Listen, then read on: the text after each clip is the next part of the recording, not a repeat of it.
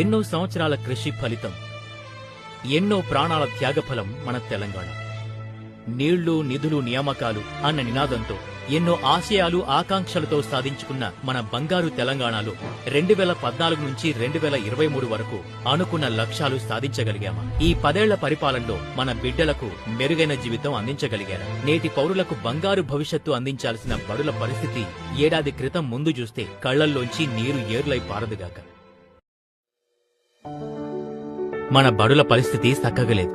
బడులో పాఠాలు చెప్పనీకి గురువులు లేరు, తరగతి గదులు సక్కగలేవు, బయటే వంటలు చేస్తురు, సర్కారిచ్చిన డబ్బులు కూడా ఖర్చు పెట్టుడు లేదా, బిడ్డలకి తాగడానికి నీరు కూడా లేదు, బడంతా చెత్తా చెదారం, మరుగుదొడ్డు లేకనేపాయ. ఇన్ని లేకపోవడం వల్లనే మనం 3 బిడ్డల్లో 2 చదవలేకపోయారు. కనీసం చిన్నోన్నైనా ప్రైవేట్ బడిలో చదివించుకునే స్తోమత లేకుండా పోయింది.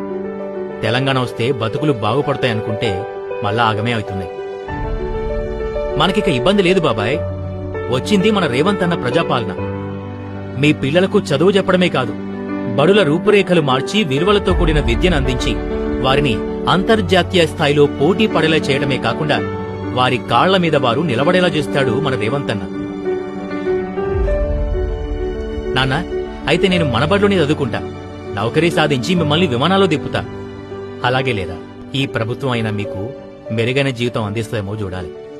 2023 సంవత్సరం నుంచి ఈ పరిస్థితి మారింది. ఎందుకనగా వచ్చింది ప్రజల సమస్యలు తీర్చే. చూసారా పిన్ని బాబాయ్, పిల్లలకు పాఠాలు చెప్పడానికి వేల డిఎస్సి ఉద్యోగాల్ని ప్రవేశ పరీక్ష ద్వారా నియమించింది.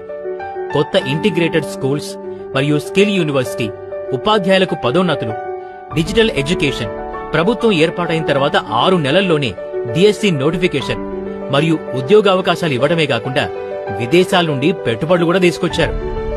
నేను చెప్పాను కదా, రేవంత్ అన్న చెప్తే చేసి చూపిస్తాడు అని. ఇవే కాదు బాబాయ్, వేల కోట్ల నిధుల్ని కూడా విడుదల చేసింది బడి భవనాల నిర్మాణాల కోసం.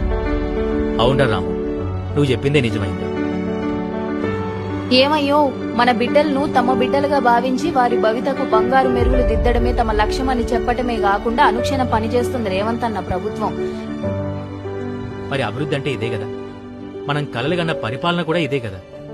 అవును, ఇటువంటి ప్రజాపాలనలో మన బిడ్డల భవిష్యత్తు కోసం ఇక దిగులు పడాల్సిన అవసరం లేనేలేదు. మనల్ని పాలించే నాయకులు కాదు మనకి కావాల్సిందే, మనకి సంక్షేమం అందించి మన బిడ్డలకు మెరుగైన భవితను అందించే నాయకుడు కావాలి.